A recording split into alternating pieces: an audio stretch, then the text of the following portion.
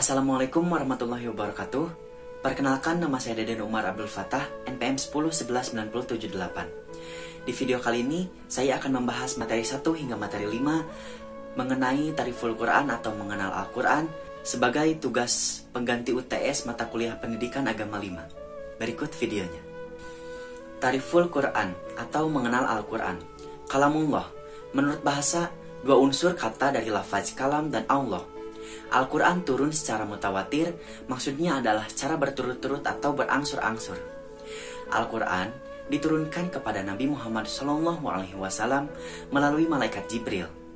Memang tidak sekaligus, melainkan bertahap, sesuai dengan permasalahan yang terjadi dan dialami oleh Nabi Muhammad saat menjadi Rasul. Hikmahnya yaitu sebagai penguat hati Nabi Muhammad untuk menjawab permasalahan umat, sebagai bukti kebesaran Allah Subhanahu wa Ta'ala. Sejarah Al-Quran. Menurut Al-Zarqani, dalam Manahil Al-Irfan berpendapat bahwa proses turunnya Al-Quran terdiri atas 3 tahapan.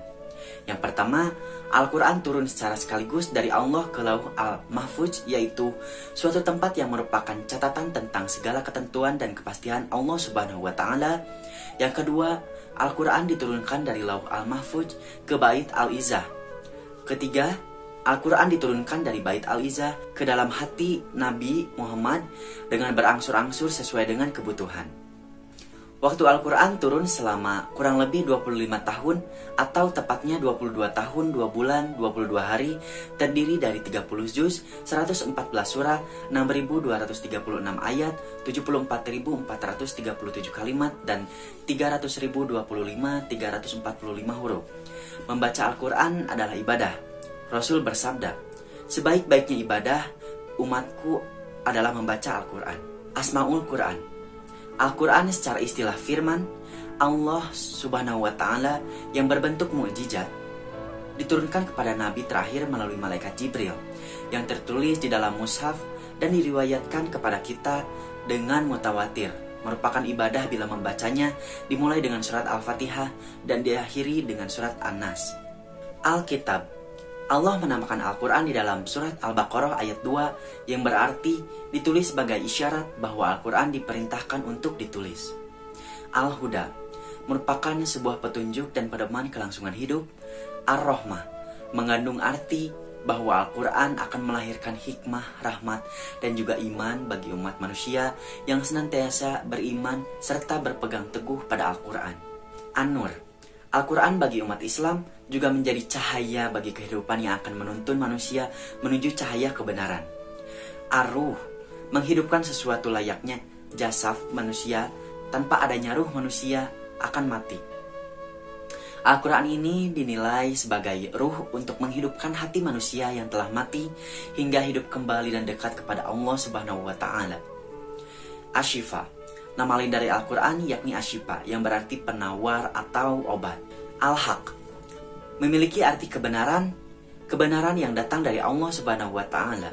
Al-Bayan memiliki arti sebagai keterangan, memberikan penjelasan atau keterangan kepada umat manusia perihal apa yang baik dan apa yang buruk bagi mereka.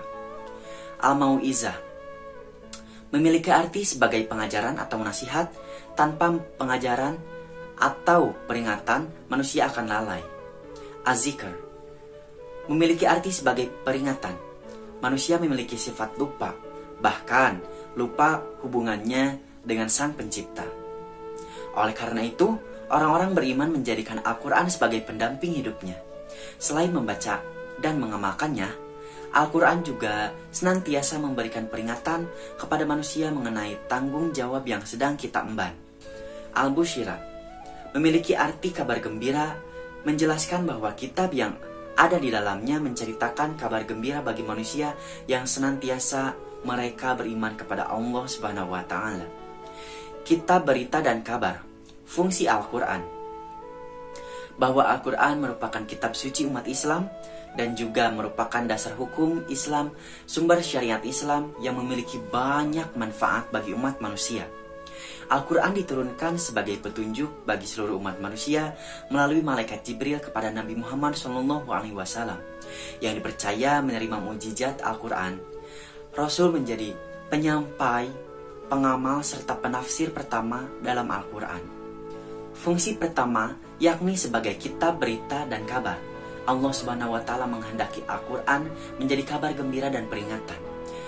Allah yang taat kepada Allah Subhanahu wa Ta'ala bahagia di dunia dan akhirat, akan dimasukkan ke dalam surga. Sebaliknya, celakalah bagi mereka yang tidak taat kepada Allah Subhanahu wa Ta'ala di akhirat, akan dimasukkan ke dalam siksa api neraka.